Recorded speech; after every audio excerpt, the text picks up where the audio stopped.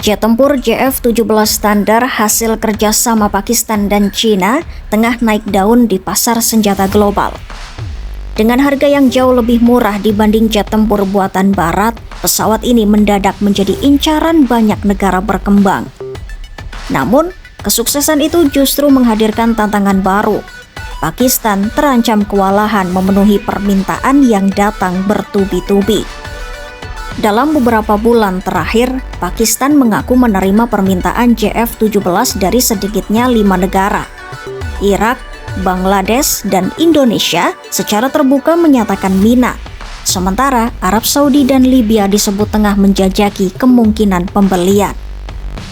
Lonjakan minat ini terjadi setelah Pakistan memuji performa jet buatan Cina tersebut dalam konflik singkat dengan India pada Mei 2025. Salah satu daya tarik utama JF-17 adalah harga. Setiap unit jet ini dibanderol sekitar 40 hingga 50 juta dolar AS tergantung varian dan kustomisasi. Angka ini hanya sekitar setengah dari harga F-16 atau Rafale yang bisa menembus lebih dari 100 juta dolar AS per unit. Menurut peneliti pertahanan Manoj Harjani dari Singapura, JF-17 kini dipandang sebagai dalam tanda kutip pengganggu pasar. Bukan hanya karena murah, tetapi juga karena telah teruji dalam pertempuran. Bagi negara-negara yang tak mampu membeli jet tempur Barat, JF-17 muncul sebagai alternatif realistis. Masalahnya, kapasitas produksi Pakistan sangat terbatas. Saat ini, Pakistan hanya mampu memproduksi sekitar 16 hingga 18 unit JF-17 per tahun. Hampir seluruhnya digunakan untuk kebutuhan Angkatan Udara Pakistan sendiri. Padahal, jika semua minat tersebut berubah menjadi kontrak, jumlah pesanan bisa melampaui ratusan unit. Libya dan Bangladesh masing-masing dikabarkan tertarik membeli 16 unit. Arab Saudi disebut menjajaki kesepakatan hingga 50 unit, sementara Indonesia disebut berada di tahap awal diskusi untuk sekitar 40 unit. Dengan kondisi ini, muncul pertanyaan besar, mampukah Pakistan memenuhi permintaan tanpa mengorbankan kebutuhan militernya sendiri? Bagi Pakistan, JF-17 adalah simbol ambisi untuk masuk ke pasar senjata global. Selama ini, negara tersebut belum pernah dianggap sebagai pemain besar dalam industri pertahanan. Namun, meningkatkan produksi bukan perkara mudah.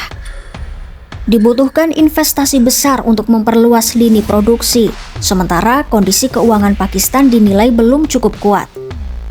Sejumlah analis bahkan meragukan ada investor yang bersedia menanamkan modal untuk ekspansi produksi JF-17 dalam waktu dekat. Tanpa investasi tambahan, Pakistan dihadapkan pada dua pilihan sulit, antara mengekspor dari stok angkatan udaranya sendiri atau membuat calon pembeli menunggu bertahun-tahun hingga pengiriman dilakukan.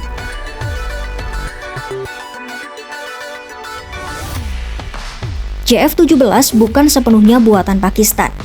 Sekitar 58% produksi termasuk badan pesawat dan perakitan akhir dilakukan di Pakistan. Sementara itu, 42% lainnya termasuk avionik diproduksi di China.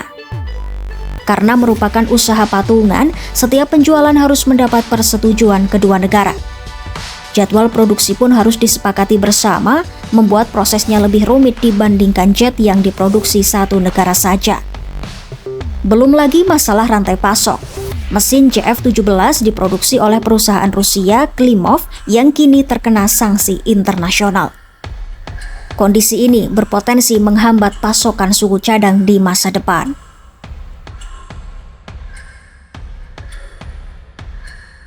Sejak pertama kali diperkenalkan pada 2007, JF-17 perlahan membangun reputasi. Kini, dengan lebih dari 150 unit beroperasi dan varian terbaru Blok 3 berteknologi generasi 4.5, jet ini mencapai titik balik penting. Ironisnya, justru di puncak popularitas itulah Pakistan menghadapi tantangan terbesarnya. JF-17 menjadi korban dari kesuksesannya sendiri. laris manis di pasar global, tetapi diproduksi oleh negara yang kapasitas industrinya masih terbatas. Bagi Pakistan, momentum ini bisa menjadi lompatan besar dalam industri pertahanan.